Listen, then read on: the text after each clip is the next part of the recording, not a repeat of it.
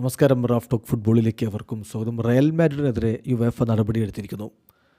30,000 യൂറോയുടെ ഫൈനും അവരുടെ സ്റ്റേഡിയത്തിൽ 500 സീറ്റുകളെങ്കിലും ക്ലോസ് ചെയ്യണം എന്ന തരത്തിലുള്ളൊരു വിധിയുമാണ് വന്നിരിക്കുന്നത്. പക്ഷേ ആ ഒരു സ്റ്റേഡിയം ക്ലോഷർ എന്നുള്ളത് സസ്പെൻഡഡ് ആയിട്ടുള്ള വിധിയാണ്.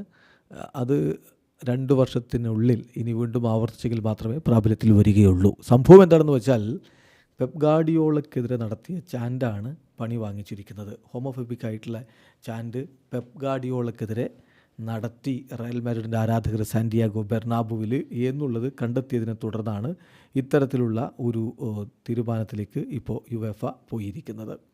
നമുക്ക് വിശദമായിട്ട് അതിൻ്റെ കാര്യങ്ങളിലേക്ക് വരികയാണെങ്കിൽ, മുൻ ബാഴ്സലോണ മാനേജർ കൂടിയാണ് പെപ് ഗാർഡിയോള, നമുക്കറിയാമല്ലോ. അദ്ദേഹത്തിന് ഡിസ്ക്രിമിനേറ്ററി ആയിട്ടുള്ള ചാൻഡുകൾ കേൾക്കേണ്ടി വന്നു സാന്റിയാഗോ ബെർണാബുവിൽ വെച്ച്. 3-1 റയൽ മാഡ്രിഡ് സിറ്റിയെ തോൽപ്പിച്ച കളിയിലാണിത് സംഭവിച്ചിരിക്കുന്നത്. യുവേഫ കൺഫേം ചെയ്യുന്നത് റയൽ മാഡ്രിഡിന് 30,000 യൂറോയുടെ ഫൈൻ ഇട്ടിരിക്കുന്നു.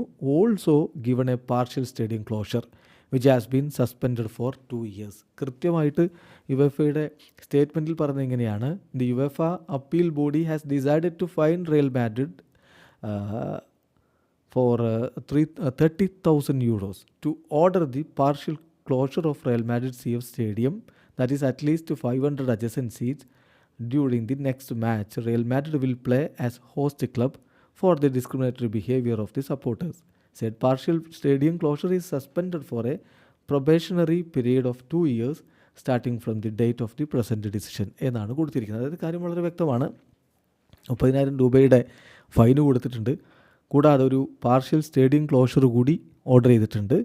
അത് അറ്റ്ലീസ്റ്റ് 500 അഡ്ജസൻറ്റ് സീറ്റ്സ്, അടുത്തടുത്തിരിക്കുന്ന 500 സീറ്റുകളെങ്കിലും ക്ലോസ് ചെയ്യണം.